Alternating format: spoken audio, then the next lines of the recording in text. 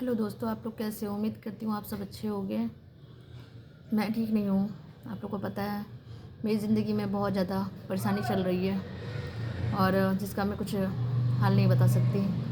मेरी पेशियाँ लगातार पड़ रही है। अभी कल भी मेरी पेशी थी और कल छोड़ के परसों मतलब नहीं थी। उसके 2 दिन पहले भी मेरी पेशी 2 दिन थी, लेकिन हड़ताल थी कोर्ट में, जिसकी वजह से मेरा कोई केस हड़ताल हो गई थी तो कुछ हुआ ही नहीं। कल गई थी तो कल भी मेरे केस में, मेरे मेंटेनेंस के केस में मैम नहीं थी, मैम छुट्टी पे थी और क्रिमिनल केस था तो उसमें हमारा बयान हुआ है। मतलब हमारे दरोगा का जो भी हमारे विवेचक थे, जितने भी विवेचक थे, उनके बयान हो रहे हैं, उनकी जीरा हो रही है।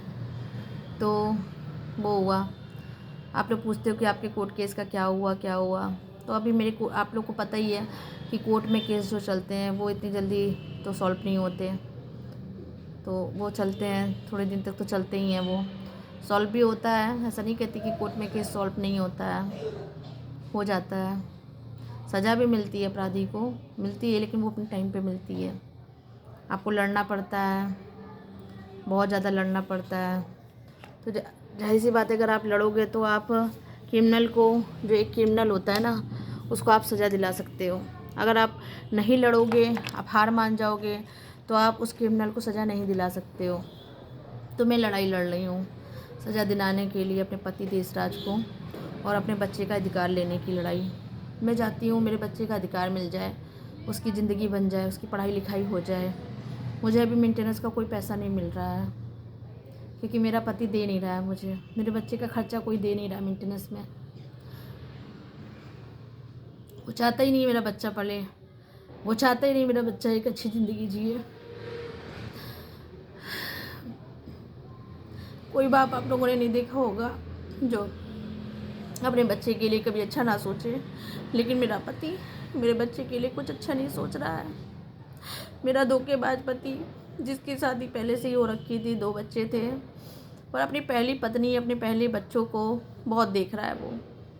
लेकिन जो मेरे पास बच्चा है, मेरा जो छोटा सा बच्चा है, उसको नहीं देख रहा है। उसके लिए कोई खर्चा पानी मेरा पति मुझे नहीं दे रहा है। ठीक है, मेरा धोखेबाज पति, ठीक है, उसको तो पति कहलाते हुए भी मुझे शर्म आती है। पति कहते हुए भी, अपने बच्चे का बाप कहते हुए भी मुझे शर्म आती है। जो बाप कहलाने लायक नहीं है, मेरे बच्चे का पिता कहलाने लायक नहीं है। ठीक है, एक फ़ौजी हो गया, सोचिए, डोगरा रेजिमेंट का एक फ़ौजी है वो, जो अभी एक्स फ़ौजी हो गया। जब मुझसे शादी की थी तब फ़ौजी था, जब मुझसे मिला तब भी फ़ौजी था, शादी की तब भी फ़ौजी था। ठीक है, शादी के बाद उसने बीआरएस लिया। क्यों लिया? क्योंकि 2 शादी कर रखी थी। उसके सीईओ ने, उसके एसएम ने, उसके कंपनी कमांडर ने उसको बहुत समझाया होगा ना कि तू नौकरी अब बीआरएस ले लो, तो उसने बीआरएस ले लिया। एक आदमी बीआरएस लेके चला जाता है, क्यों लेता है? क्योंकि वो कुछ तो अपराध किया होगा, तभी तो वो इतनी जल्दी नौकरी से जा रहा है। गुरदासपुर में था वो जब उसने बीआरएस लिया है। पंजाब में गुरदासपुर तिवड़ी कैंट में था, जहाँ वो लेना चाहता नहीं लेता। क्यों लिया? क्योंकि उसने 2 शादी कर रखी थी, दूसरी मुझसे कर रखी थी। 2018 में मुझसे शादी की, नवंबर में, 5 नवंबर को, और 2019 में वो इतनी जल्दी बीआरएस ले लिया उसने। आप लोगों को क्या लगता है क्यों लिया होगा? मेरी ज़िंदगी को इतना ज़्यादा ख़राब कर दिया उस आदमी ने, मेरी पूरी ज़िंदगी ख़राब कर दी उस आदमी ने। मैं नहीं चाहती मैं रो के वीडियो बनाऊं। मैं चाहती हूँ, मैं जानती हूँ उस आदमी को हंसी आएगी, वो बहुत खिलखिला खिलखिला के हंस रहा होगा। उसकी औरत हंस रही होगी जो उसकी पहली वाइफ है, उसका गांव वाले सब हंस रहे होंगे जो उसके जान पहचान के लोग हैं। मेरे वीडियो देख के सब हंसते होंगे, लेकिन जो जो उस देशराज ने गलत किया, आज तक, अभी तक उसको सज़ा तो नहीं मिली, लेकिन मिलेगी, ये भी मुझे है, मिलेगी। लेकिन कब मिलेगी ये नहीं पता मुझे। लेकिन अब आप लोग बताओ, ऐसे अपराधी को अगर सज़ा नहीं मिलती, ऐसे अपराधी को जो 2 शादी किया, एक बच्चे की ज़िंदगी ख़राब कर दी, फ़ौज की वीडियोस को बनाया और मुझे दिया, मुझसे प्यार भी नहीं करता, मुझसे शादी की, मेरे साथ भी धोखा किया, फिर मुझे क्यों फौज की इतनी सारी वीडियो दी, फिर भी उसके ऊपर कोई एक्शन नहीं हुआ। क्यों नहीं हुआ? क्योंकि वो जो देश राज था वो अपने सीनियर्स की बहुत बातें मानता था, उनका हर कहना मानता था, उनका हर काम करता था। तो वो उसका बहुत अच्छा, मतलब उनका बहुत अच्छा फौजी था उनका। जो उसके एसएम थे, उसके जो भी थे कंपनी कमांडर, सीईओ, वो उनका बहुत अच्छा मानते थे देशराज को, क्योंकि वो उनकी गुलामी करता था, इसलिए उसको उन्होंने बचा लिया। पर मेरी ज़िंदगी को नहीं देखा उन्होंने, उसको भी अरेस्ट दे दिया। मेरी ज़िंदगी को नहीं देखा, मेरे बच्चे की ज़िंदगी नहीं देखी, ठीक है। नहीं, मेरी ज़िंदगी नहीं देखी, मेरी ज़िंदगी को बर्बाद कर दिया। और मैं जानती हूँ हमारा जो कानून व्यवस्था है हमारे देश की, वो बहुत स्लो चलती है। न्याय मिलता है, ऐसा नहीं कहती मैं न्याय नहीं मिलता। न्याय तब मिलता है जब आप सोशल मीडिया में वायरल करो उस चीज़ को। हमारे देश में यही है कि जब तक आप किसी चीज़ को वायरल नहीं करोगे उस पर जल्दी कार्रवाई नहीं की जाएगी। तो मेरा वीडियो जो भी लोग देख रहे हैं, मैं चाहती हूँ आप लोग प्लीज़ मेरे वीडियोस को वायरल करो, शेयर करो एक दूसरे से, जिससे मेरे धोखेबाज पति एक्स फौजी देशराज को सज़ा मिले, मेरे बच्चे का अधिकार मिले। मेरा छोटा सा बच्चा है, उसका कोई गुनाह नहीं है। वो मुझसे भी कहता है मम्मा, उसकी तो कोई गलती नहीं ना। वो बेचारा क्या जाने, वो सुनता है जो है वही बोलता है, वो जो वो देखता है वही बोलता है। वो भी नहीं जानता कुछ भी, वो नहीं जानता कि उसके साथ कितना गलत हो गया है। उस बच्चे को एक पिता का प्यार नहीं मिला। 5.5 साल का बच्चा है मेरा, उसको पिता का प्यार नहीं मिला। क्यों नहीं मिला पिता का प्यार? क्योंकि पिता गंदा निकला। पिता ने कोई वैल्यू नहीं समझी, क्योंकि पिता पहले से ही शादीशुदा था, 2 बच्चों का बाप था। तो उसको अय्याशी करने का मन है औरतों से, नई औरतें उसको मिलती रहे, ठीक है।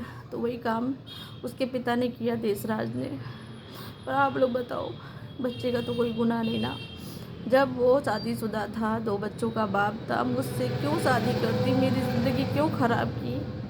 क्यों आया मुझसे शादी करने? मेरी अयोध्या में, उत्तर प्रदेश में अयोध्या में मुझसे शादी करने खुद आया वो। क्यों आया? नहीं आता वो, नहीं आता, नहीं होती शादी। पर क्यों आया वो? क्यों मेरी ज़िंदगी ख़राब कर दी? क्योंकि उसको मज़े लेने थे औरतों के साथ, उसको मज़ा लेने में मज़ा आती, उसको नई औरतें चाहिए। इस देशराज को फौज का नाम बदनाम किया।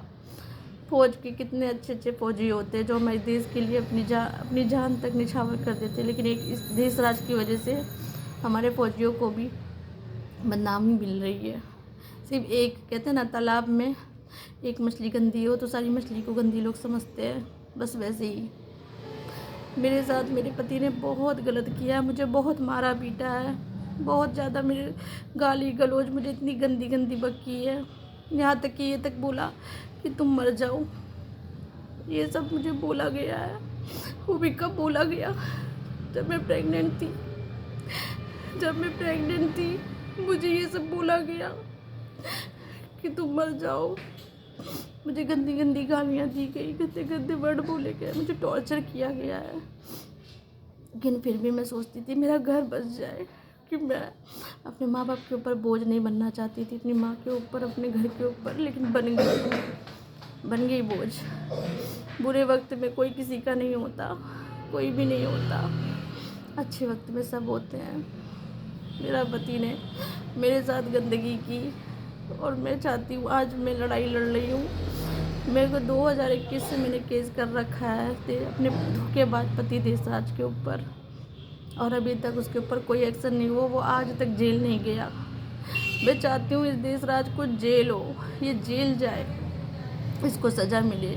जो इसने मेरे साथ किया, मेरे बच्चे के साथ किया, इसको सज़ा मिले, मेरे बच्चे को उसका अधिकार मिले।